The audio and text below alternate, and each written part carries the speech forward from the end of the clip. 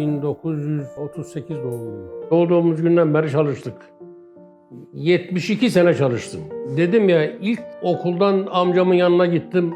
O günlerde düşünürdüm kendi kendime. Babam yok, kimsem yok. Fakir çocuğum. Ne yapacağımı bilmiyorum.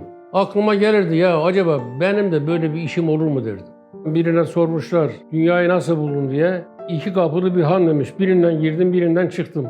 Bizimki de öyle. Birinden başladık, sonuna geldik.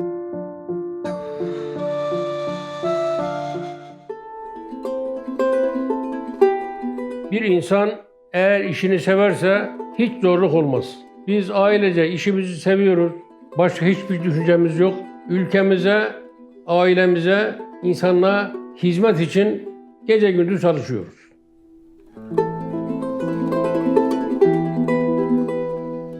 Malatya'nın Darinde kazası Gökyer Mahallesi'nde. 1938 doğumluyum. İlkokul mezunuyum. Fakir bir aileydik böyle ki. Babamı hiç bilmem. Ben 2 yaşındayken babam askere gitmiş, vefat etmiş askerde. Dedemin nezaretinde büyüdük. Dedem çok yaşlı, o da 10 sene, 11 sene seferberlik harbine gitmiş. Oradan dönmüş, tabii varlığını falan kaybetmiş. Darinde çok fakir memleket. Sanayi yok, teknoloji yok, tarım yok. Orada doğan insanlar ya okuyorlar, memur oluyorlar veyahut ticaret yapıyorlar. Şimdi dolayısıyla bizim insanlarımız hep bütün Adana'ya gider. Benim de amcam Adana'daydı. Amcamın yanına gittim Sümestre tatilinde. Buraya gittiğim zaman dedemi ve babamı çok iyi tanıyan Ceyhan'ın Mercimek köyünde Elazığlı bir İbrahim Çavuş varmış. Sonra beni amcamın yanında görünce bu kimin çocuğu, ne dedi falan amcama. O da dedi ki rahmetli abimin çocuğu. Baktı falan, bana bir şeyler sordu. Amcamın ismi Hacer. Hacer illa bu çocuğu bana ver dedi. Amcam da dedi ki okuyor bu çocuk daha falan. Tabii o zaman işte bizim dedim ya, varlık, yokluk, sıkıntı. Okulla bizim evin arası 7-8 kilometreydi. Kış günü geldi miydi, kar, kış, ayağımızda ayakkabı falan yok. Okula gitmek böyle şimdiki gibi. Amcama ben amca okumayacağım dedim. Ve ilkokul 2'den ayrıldım. Dükkanın yanında yatıp kalkacak bir yer var. Ben şimdi oraya gittim. Çocuğum daha böyle bir. Tabii bana çok zor geldi ama hayat işte böyle. Her şey var adam dükkanda. Hem manifatura var, hem bakkaliye var, hem de hırdavatın her çeşidi var. Hanımların oyasından tut, her şey var. Beni götürdü böyle birkaç yere. Şuradan bakkaliye alacaksın, şuradan hırdavat alacaksın, buradan bilmem züccaciye alacaksın. Artık işi kavradık, benimsedik yani şey olarak. 12 yaşında, 11 veya 12 yaşındayım. Bir gün 6 ay sonra bir gün bana dedi ki, ben dedi seninle buraya ortak edeceğim dedi. Ulan bir şaşırdım mesela şimdi, ben küçük çocuğum, beni nasıl ortak edeceğim? Dedi ki amcanı çağır buraya dedi, şu dükkandaki dedi ne varsa hesap edin dedi. Sevindim, hem de çok sevindik, mutlu olduk. Amcamı çağırdım, geldik bir gece sabaha kadar nesi varsa hesap ettik mallarını falan. Önüne şeyi koyduk. Dedi ki oğlum dedi, topladı altında miktar neyse o zamanın parası. Bundan sonra şu benim param, ne kazanırsan %50'si senin dedi bana. O da çok güzel bir haber. Ama benim hep bütün hayalim büyümenin peşinde.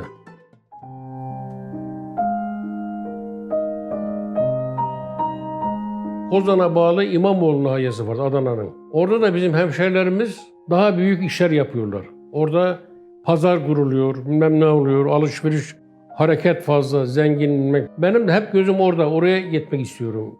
5-6 sene sonra biraz para sahibi oldum, 3-5 kuruşumuz oldu. Bir de dayım vardı memlekette, o da boşta şeydi, 3-5 kuruş onun parası vardı. Pazar kuruluyor, pazara çıkıyoruz. Her pazar sergi yapıyoruz, manifatura sergisi. Dayım dükkanda oturuyor. İmamoğlu'ndan bir tane kiralık yer tuttum. Dayımla ortak olduk. Oraya gittik, dükkan açtık. Orada işlerimiz de iyi, para da kazanıyoruz falan. Amcamın oğlu vardı, babamın amcası oğlu. O da Adana'da büyük toptan işi yapıyordu. Nalburiye malzemesi, bu dalların üzerine çakılan saç, kazma, kürek, çivi, tel neyse. Birçok şey toptan o işi yapıyordu. Benim de hep bütün aklım o, çok güzel bir iş yani. Gözüm onda nasıl yaparız diye. Ben Adana'ya gittim. Dayımgil İmamoğlu'nda kaldılar. Onlar bir müddet kaldılar. Biz Adana'da açtık. Yavaş yavaş o mesleği işte öğreniyoruz, alıyoruz, satıyoruz. Orada da fevkalade bir güzelleşme oldu. Alıyoruz, satıyoruz, efendim yetişemiyorum. Dedik ki artık biz orada oturtturduk işi, İmamoğlu'ndan vazgeçelim dedik. Orada tam oturduktan sonra İmamoğlu'ndan vazgeçtik. Geldik Adana'ya, dayım da geldi, kardeşim de orada, ben de oradayım. Alıyoruz, satıyoruz. Bir tane de bir arkadaş var. Bütün bizim malımızı İstanbul'dan o alıp gönderiyor. Ona bir komisyon veriyoruz. Geçmiş gün %1 mi, %2 mi komisyon veriyoruz. Ama her gün 8-10 kamyon mal geliyor. Bir de İstanbul'da şu damların üzerine çakılan galvaniz saclar var. Onu çok satıyoruz. Amcam oğlunla biz dedik ki ya gel bir galvaniz sacın nasıl yapılır, bunun imalatını yapalım dedik. Faik Sağlar diye bir adam vardı. Onunla anlaştık. Onun yanına gittik. Saç yapmam için makine falan alacaktık. Sonra bir de Sanayi Bakanı'nda benim çok yakın arkadaşım vardı. O dedi ki ya bu işi vazgeçin. Alüminyum işi yapın dediler. Sacı bırak, alüminyum işi yapın. Çok daha güzel. Hakikaten onun üzerine araştırdık, durduk. Bir yer aldık burada. 8 dönüm müydü? Neydi? Nasip buraya kadar geldik. Buraya gelmezden evvel daha birkaç tane olay oldu. O alüminyum fabrikasını çalışır hale geldi. 1970 senesinin 1. ayında o amcamın oğlu trafik kazasında vefat etti. İş bizim üzerimize kaldı. Şimdi o sene çok iyi çalışıyor. Para da kazanıyoruz. Kardeşi vardı bir tane. O da öldü. Sene başında hesap ettik. Bir karlılık var. %40 onun hissesi var. Kardeşinin, abisinin hissesi kendilerine kaldı. Ahmet Bey dedi, ben bu karımı alacağım. Kardeşim daha fabrika yeni yoluna giriyor. Yani sermayesiz fabrika çalışır mı? Dedi, vallahi ben Adana'da çok sıkışık durumum var.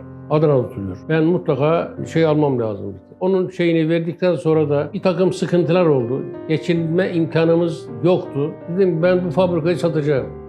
Alırsan sana vereceğim, almazsan başkasına vereceğim. İnanır mısınız ben o zaman hiç para almadan fabrikayı sattım vadeyle. Ona verdim.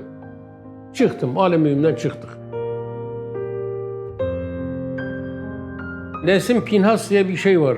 Eyüp Akarçeşme'de bu adam çivi yapıyor, tel yapıyor. Bizim hep sattığımız mallar bunlar. Onun bütün çivisini ben alıyorum. Oraya dedim ki baba şu benim bütün yükleyeceklerim malları senin burada yükleyeyim. Bir mahsuru var mı? Yok dedi, yükle dedi. Orayı kullanıyorum. Onun için de fiyatına falan bakmıyorum. Neyse varsa alıyorum ben. Bir gün geldi dedi ki dostum dedi, ben dedi bu fabrikayı satacağım dedi. Artık dedi ben yapamıyorum falan dedi. İyi peki benim işim. Yani ben çivisini ben satıyorum. Baba kaç para? Aşağı yukarı şu 10-15 dakika sürmedi.